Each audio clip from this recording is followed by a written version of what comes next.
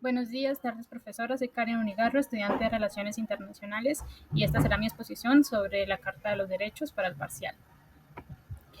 Empezando, ¿qué es la Carta de los Derechos? La Carta Internacional de Derechos Humanos es un conjunto fundamental de normas que protegen los derechos y libertades de todas las personas.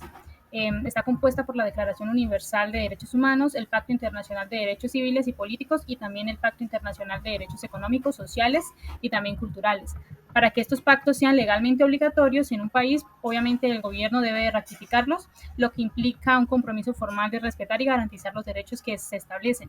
Cada nación pues tiene la responsabilidad de adoptar medidas para cumplir con estos principios y asegurar también su aplicación dentro del territorio. Ahora, los derechos fundamentales. Estos pueden entenderse desde tres enfoques distintos, como la teoría del derecho, el derecho positivo y también la filosofía política. Desde un plano teórico, los derechos fundamentales pues, son aquellos inherentes a todas las personas por su condición humana, caracterizándose por ser universales, indispensables e inalienables. Su protección implica también pues, sustraerlos del ámbito político y del mercado para garantizar su aplicación general. Y en el derecho positivo, pues los derechos fundamentales están definidos en los ordenamientos jurídicos nacionales e internacionales, como la Declaración Universal de Derechos Humanos de 1948 y los pactos internacionales que se hicieron en 1966. Desde una perspectiva filosófica, se proponen tres criterios para determinar qué derechos deben ser fundamentales.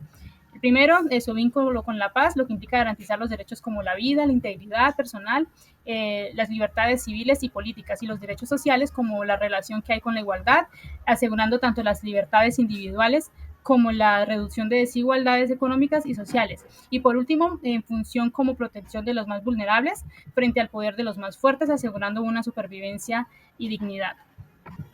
Los derechos humanos también se han desarrollado en tres generaciones, reflejando distintas etapas en su reconocimiento histórico. Los derechos de primera generación son libertades civiles y políticas individuales, como el derecho a la vida, la libertad y la igualdad ante la ley. Estos surgieron con la Ilustración y las revoluciones del siglo XVIII, también los derechos de segunda generación, que son los económicos, sociales y culturales, que garantizan también el acceso a la educación, la salud, al trabajo y también a la seguridad social. Estos requieren pues de una intervención del Estado para mejorar la calidad de vida. Y los derechos de tercera generación pues son los colectivos y de solidaridad, como el derecho a la paz, al desarrollo sostenible y a un medio ambiente sano. Estos surgen en el siglo XX para enfrentar problemas globales mediante la cooperación.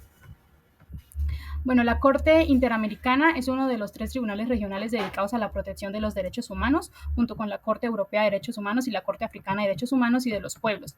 Como órgano judicial independiente, su propósito es interpretar y aplicar la Convención Americana, y sus funciones incluyen pues, la resolución de casos contenciosos, la supervisión del cumplimiento de las sentencias, la emisión de opiniones consultivas y también la adopción de medidas provisionales. La Comisión Interamericana de los Derechos Humanos es un organismo autónomo de la OEA creado en 1959 con la misión de promover y proteger los derechos humanos en América, junto pues con la Corte Interamericana de Derechos Humanos. Esta fue establecida en 1979 y forma parte pues, del sistema interamericano de protección de los derechos humanos, y pues su trabajo en tres ejes principales es la del sistema de petición individual, el monitoreo de la situación de derechos humanos en los estados miembros y la atención a temas también prioritarios. Además, la Comisión enfoca sus esfuerzos en la protección de poblaciones históricamente discriminadas, guiándose por principios como el pro personae, que favorece la interpretación más beneficiosa para la persona, también el acceso a la justicia y la incorporación de la perspectiva de género en todas las acciones. Bueno, en Colombia los mecanismos de protección de derechos fundamentales pues son herramientas jurídicas establecidas en la Constitución y en la ley para poder garantizar el respeto, la defensa y también la restitución de los derechos fundamentales de los ciudadanos cuando estos son vulnerados. Uno de estos de los que podemos hablar es la acción de tutela, que está consagrada en el artículo 86 de la Constitución Política de Colombia de 1991, y pues permite a cualquier persona solicitar la protección inmediata de un derecho fundamental cuando éste haya sido vulnerado o amenazado por una autoridad, ya sea pública o también un particular en ciertos casos. Y es un mecanismo de carácter preferente y sumario. Está también el derecho de petición, garantizado en el artículo 23 de la Constitución, que permite a todos los ciudadanos solicitar información o presentar también solicitudes a entidades públicas o privadas que presten servicios públicos. Estas entidades pues deben responder en un tiempo determinado. También la acción de cumplimiento, que está regulada por la Ley 393 de 1997, que busca que las autoridades cumplan las normas o actos administrativos que han sido desconocidos. También está la acción popular, establecida en el artículo 88 de la Constitución y desarrollada por la Ley 472 de 1998. Y pues esta protege los derechos e intereses colectivos, como el medio ambiente y también el espacio público. Por último está la acción de grupo, también regulada en la Ley 472 de 1998, y pues permite que un conjunto de personas afectadas, ya sea por un mismo hecho, puedan demandar para obtener una indemnización. Y por último también está el habeas corpus, consagrado en el artículo 30 de la Constitución y que es regulado por la Ley 1095 del 2006 y se usa cuando una persona es privada de la libertad de manera ilegal o arbitraria. En cuanto a los principios jurídicos para respaldar los derechos fundamentales, en Colombia los derechos fundamentales pues se respaldan en una serie de principios jurídicos consagrados en la Constitución Política de 1991 y desarrollados por la jurisprudencia de la Corte Constitucional.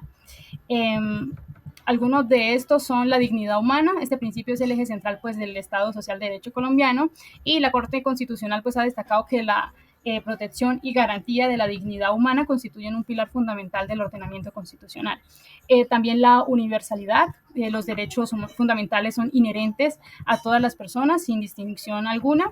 Este principio pues establece que todos los seres humanos son titulares de estos derechos por el simple hecho de su condición humana. También la inalienabilidad, los derechos fundamentales no pueden ser renunciados ni transferidos, ya que están intrínsecamente ligados a la persona.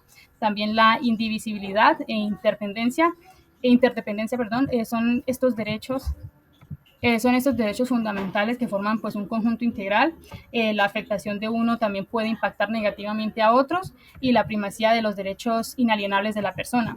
La Constitución pues colombiana reconoce que los derechos fundamentales prevalecen y deben ser protegidos por encima de otras consideraciones. También la igualdad y la no discriminación, que todas las personas son iguales ante la ley y tienen derecho a igual protección, prohibiéndose cualquier forma de discriminación. La progresividad, el Estado también tiene la obligación de avanzar constantemente la promoción y la protección de los derechos fundamentales, evitando, digamos, retrocesos en su garantía. Y bueno, la efectividad, también se busca que los derechos fundamentales sean reales y efectivos, no solamente las meras declaraciones formales. De esta manera, para que se pueda pues garantizar su cumplimiento y respeto en la práctica.